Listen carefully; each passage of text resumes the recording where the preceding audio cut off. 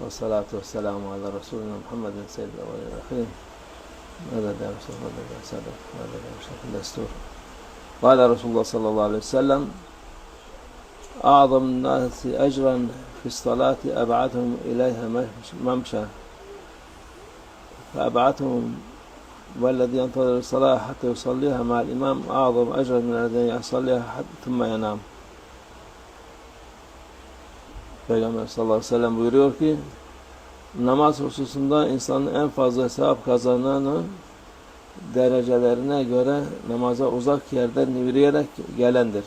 Our beloved Prophet, peace and blessings be upon him, said that the one who obtains the most of the rewards of attending prayer is the one who makes the most steps and comes from far away to the masjid. Yani en fazla namaz faziletlidir.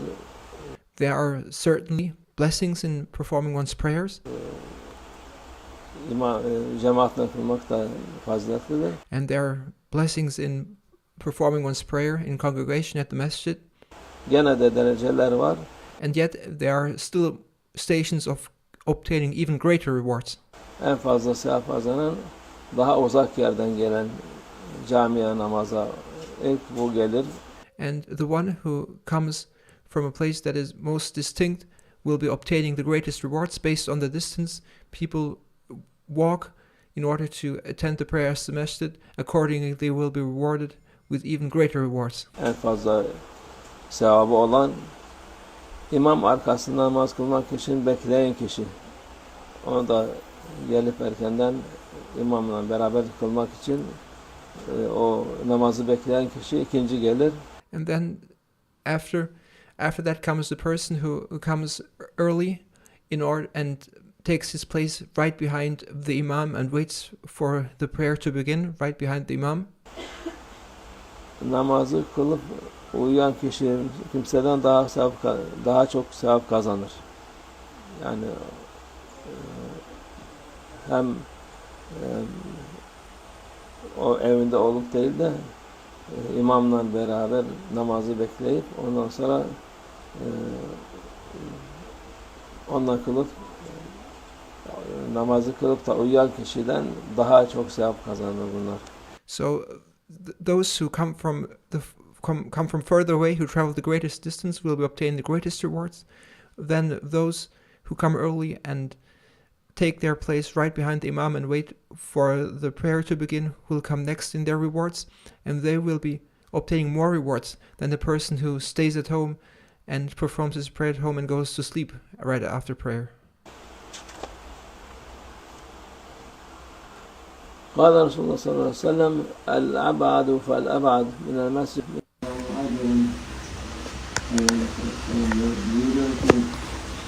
mescidden en uzak yerden gelen en fazla sevap kazanandır. Yani ne kadar uzak hem daha uzak diyor Peygamber Efendimiz gelen onlar daha sevabı ecri fazladır.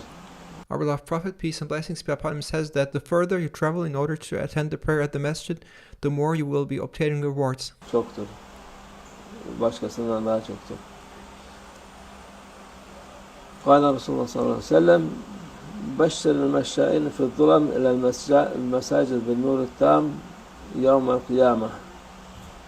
Peygamber sallallahu aleyhi ve sellem buyuruyor ki karanlıklarda mescitlere yürüyenleri kıyamet gününde kavuşacağı tam bir nurla müjdele. And our beloved Prophet, peace and blessings be upon him, says that let there be glad tidings to those who go to the masjid in darkness in order to attend prayer at the masjid.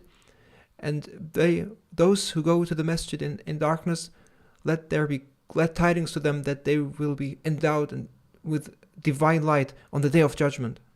Yani karanlık geceleyin, yatsı, akşam, sabah namazına, mescitlere karanlıkta yürüyenlerin kıyamet günü nurla müjdeliyor Peygamber sallallahu aleyhi ve sellem. Our beloved Prophet, peace and blessings be upon him, declares glad tidings to those who attend Maghrib, Isha, Fajr prayer at the masjid, those who go to the masjid in the darkness, and they will be the ones who will be rewarded with and covered with the divine light on the day of judgment. قال رسول الله صلى الله عليه وسلم ثلاثة في ضمان الله عز وجل رجل خرج إلى مسجد من مساجد الله عز وجل ورجل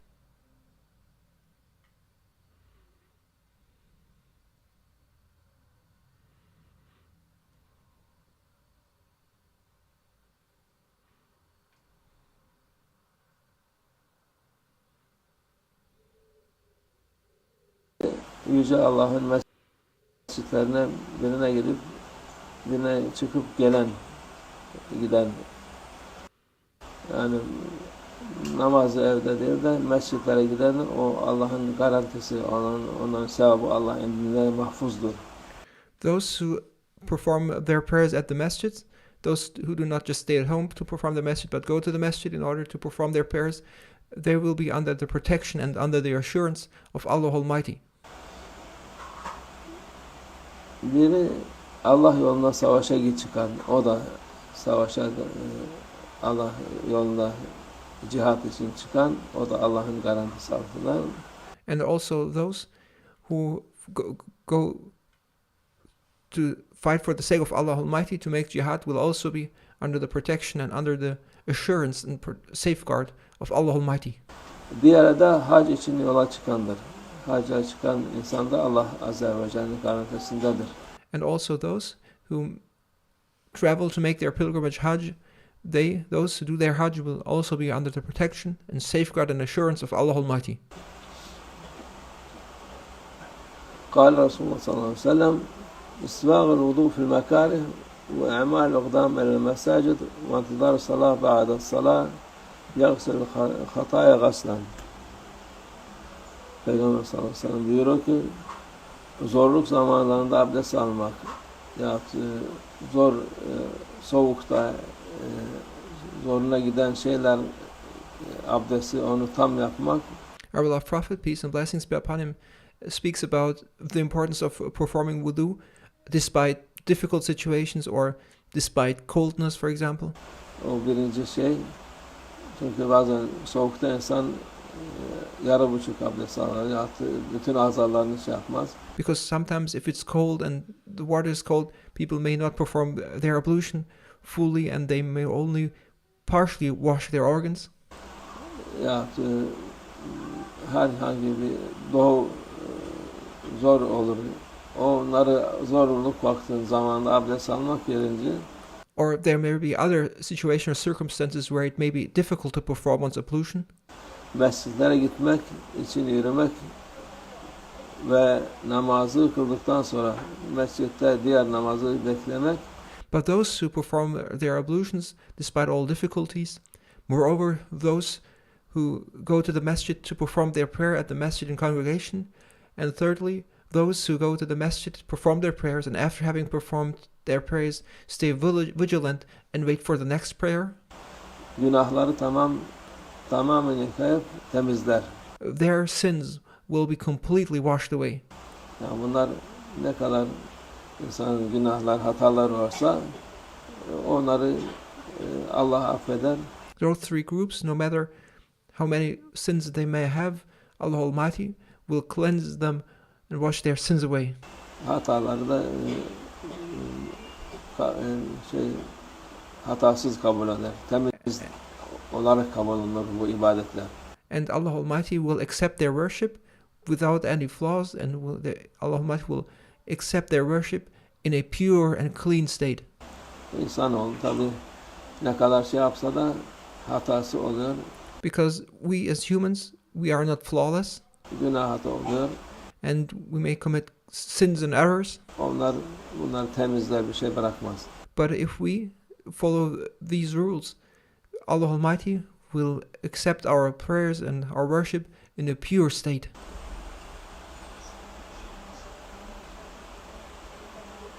Yani bunların her birinden birisi bile olsa onlar da günahları temizler. And you either do all three things, or even if you just do one of them, either whether it's making your ablution correctly, or attending prayer at the masjid, or waiting for the next prayer, if you do one of them, you will also belong to those whose worship will be accepted in a pure state and whose sins will be washed away.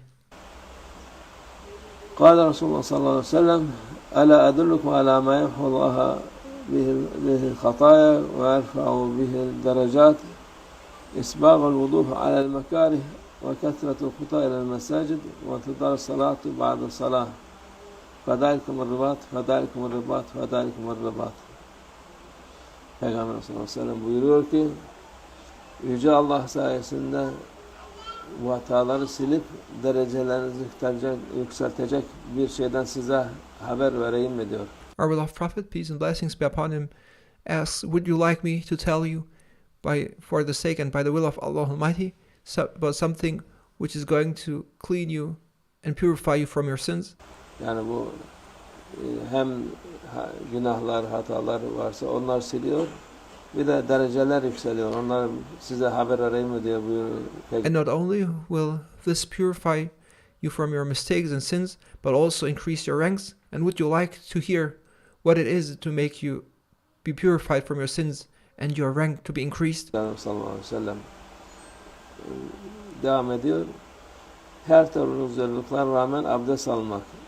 And our beloved Prophet, peace and blessings be upon him, thereupon says is, he who performs his ablution despite all difficulties, Abdestini tam almak yarım buçuk değil de. And who pays attention to correctly make one's ablution without leaving things out. Zorluk olsa da o abdesti tam güzel almak diyor. And who makes an effort to make his ablution in a beautiful way despite all difficulties. Mescitlere namaz için giderken adımları çoğaltmak. Second, those who increase their steps when going to the masjid. Mescit daha fazlaysa yani yürüyerek gidin. Oraya her adımınıza fazla sevap yazılıyor. So even if the masjid is far away, when you then walk to the masjid, you will be obtaining more and more rewards for every single step you take. Ve bir namazdan daha diğer namaz vaktine girmek, gözetmektir. And third, when you perform your prayer and then stay vigilant and wait for the next prayer to be performed. Öteki namazı da kılayım diye o namazı beklemek. Bunlar hepsi sizin için Allah yolunda nöbet tutulan gibidir. And to wait for the next prayer and all these three things, these are tantamount to standing guard, standing watch, and being vigilant for the sake of Allah Almighty. Nöbet tutmak gibidir, nöbet tutmak gibidir. Yani ribat dediği düşmana karşı nöbet tutmaktır. En büyük sevap ondandır. And our beloved Prophet, peace and blessings be upon him, repeats this 3 times. And he says that whoever does this is like standing guard for the sake of Allah Almighty, as if he was standing guard in a war for the sake of Allah Almighty. Allah insana kazandırmış olur. قال رسول الله صلى الله عليه وسلم ثلاث ما كنا فيه أضله الله تحت ظل عرشه يوم لا ظل إلا ظله الوضوء على المكاره والمشي إلى المساجد في الظلم وطعام الجائع. Peygamber sallallahu aleyhi ve sellem buyuruyor ki 3 şey vardır ki bunlar kimde bulursa Allah onu kendisinin gölgesinden başka gölge olmadığı günde arşın gölgesi altında gölgelendirir. And there are 3 things which will become the means by which Allah Almighty will grant you shadow and protect you with His divine throne on the day where there will be no shadow, on the day of judgment, where there will be no place to hide and where there will be no shadow. Allah Almighty will give protection and give shadow with His divine throne. Yani kıyamet günü hiçbir ne ağaç var ne gölge var ne çadır var. On the day of judgment there will be neither trees to hide under, there will be no trees to give shadow, there will be no place to hide, or there will be no place to seek refuge, there will be no tent. Ancak Allah Azze ve Celle'nin arşı gölgesi var. There will be everything barren ground, and there will only be the throne under which one can seek a shadow. O da bu şey yapanlara nasip olur. Bunlar her türlü zorluklara rağmen en güzel şekilde abdest almak. And that shadow and shelter under the throne of Allah Almighty on the day of judgment will be reserved to those who perform their ablution despite difficulties in a beautiful manner. Abdestini güzel almak, karanlıkta mescide gitmek. Those who go to the masjid in darkness, Karanlık, hani akşam yatsı, sabah karanlıkta mescitlere gitmek. in other words, those who attend the prayer at the masjid, go to the masjid for Maghrib, Isha or Fajr prayer. Üçüncüsü de aç olanları doyurmaktır. And third, who feed the hungry. İnsanı doyurmaktır. Kâle Resulullah sallallahu aleyhi ve sellem keffâratul hatâya isbâgul vudu alel mekârih ve emâl akdâmel mesâcid ve intizâru salâtu ba'da salah. Peygamber sallallahu aleyhi ve sellem buyuruyor ki günahların kefareti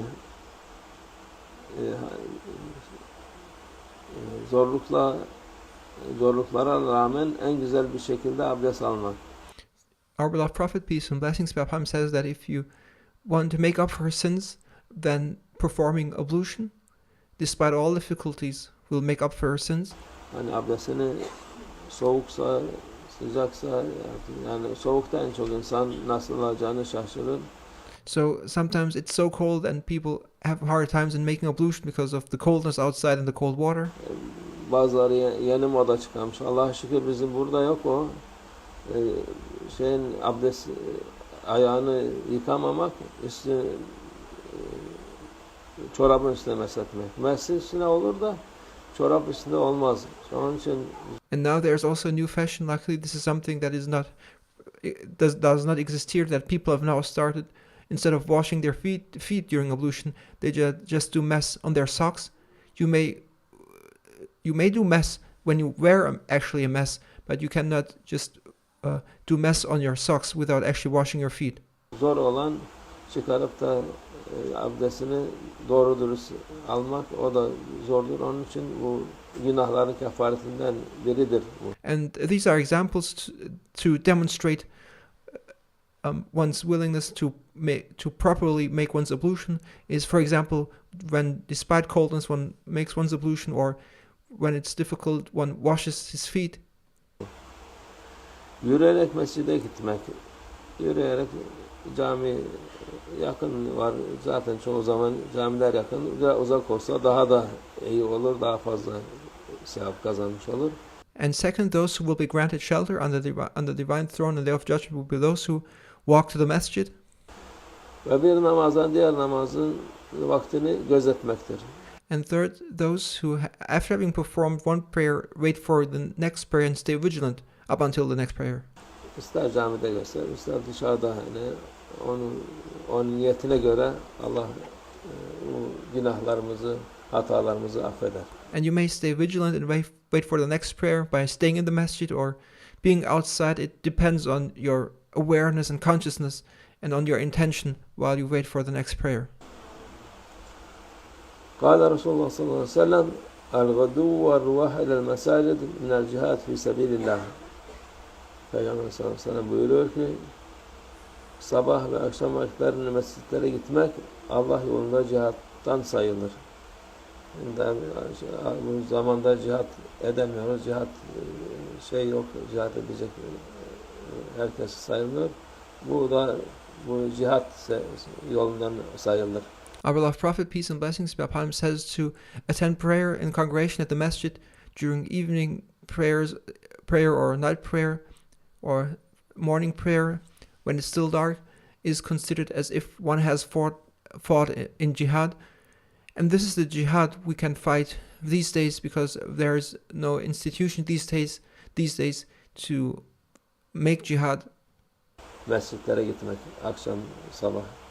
So this is the jihad we can make is to go to the masjid nighttime and in the morning to attend prayers in congregation while it's still dark outside.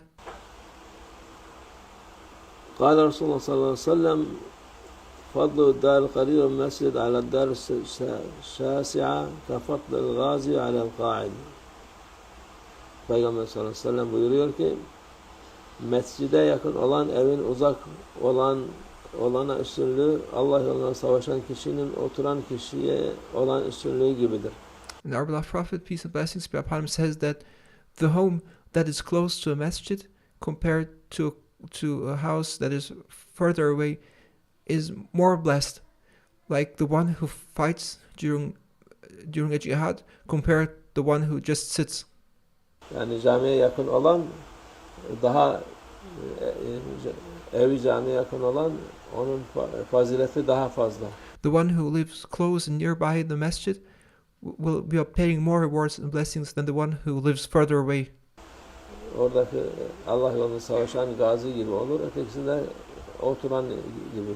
And the one who lives nearby the masjid will be like a warrior fighting in jihad compared who lives further away, who will be like somebody just sitting and not participating.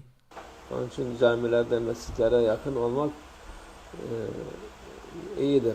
Therefore, there is blessing to have a house or home that is close to a masjid.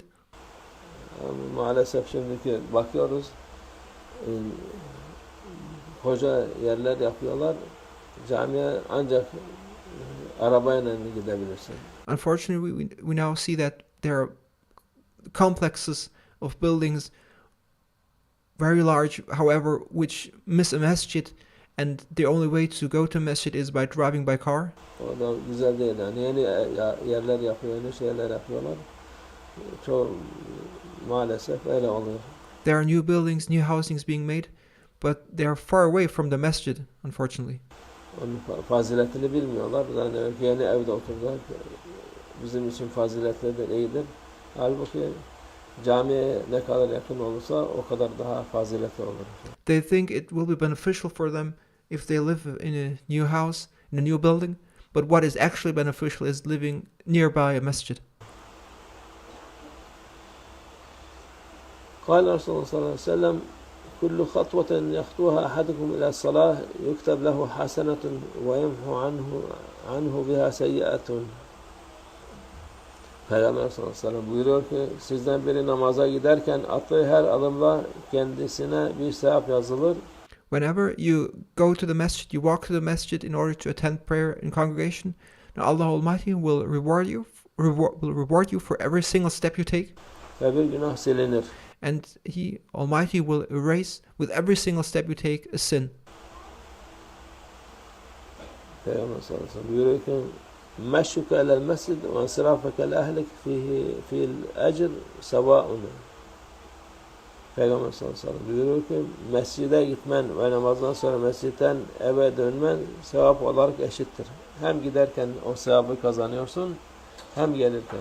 And you will be obtaining the rewards of attending prayer in congregation at the masjid, not only when you walk to the masjid, but also when you walk back home after having performed the prayer from the masjid.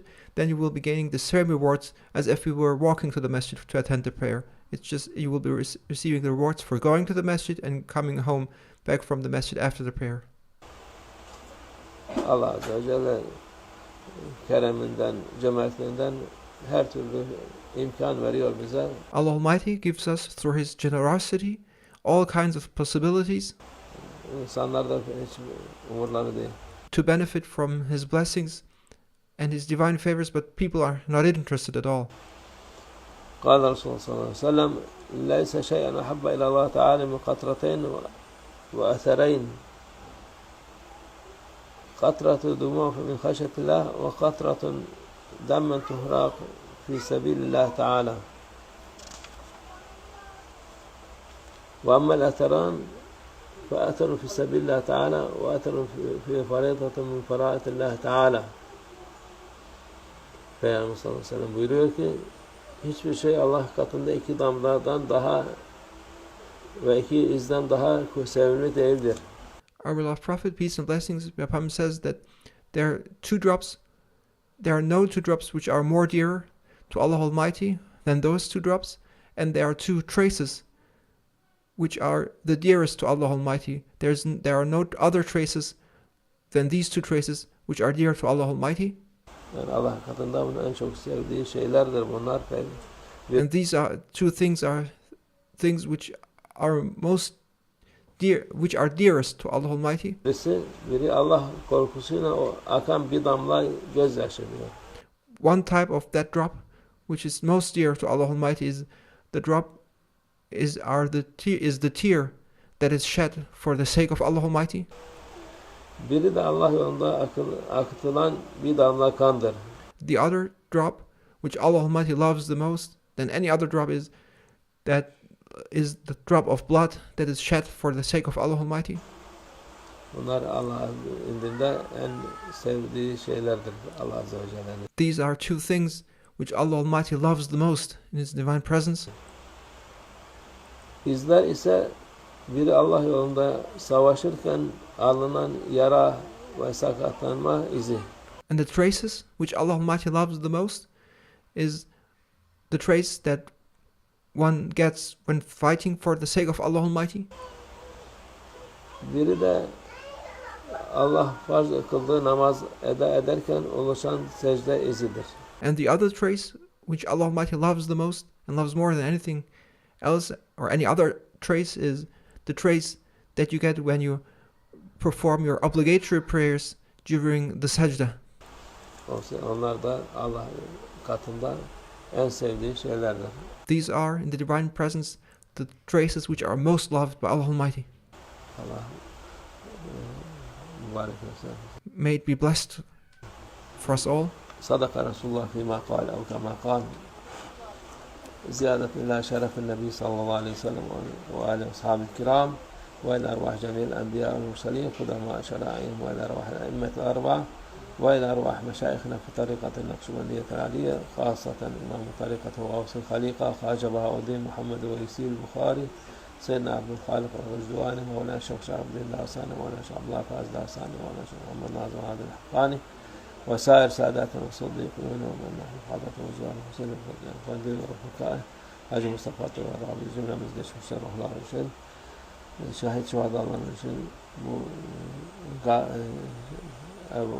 Peygamber Efendimiz'in sıktı Ebu Abdullah Hüseyin ve Fakir Kerbela şehitleri bu dünyadaki Müslümanların şehitleri cümlemiz geçmişler ruhlar için La Teala Fatiha.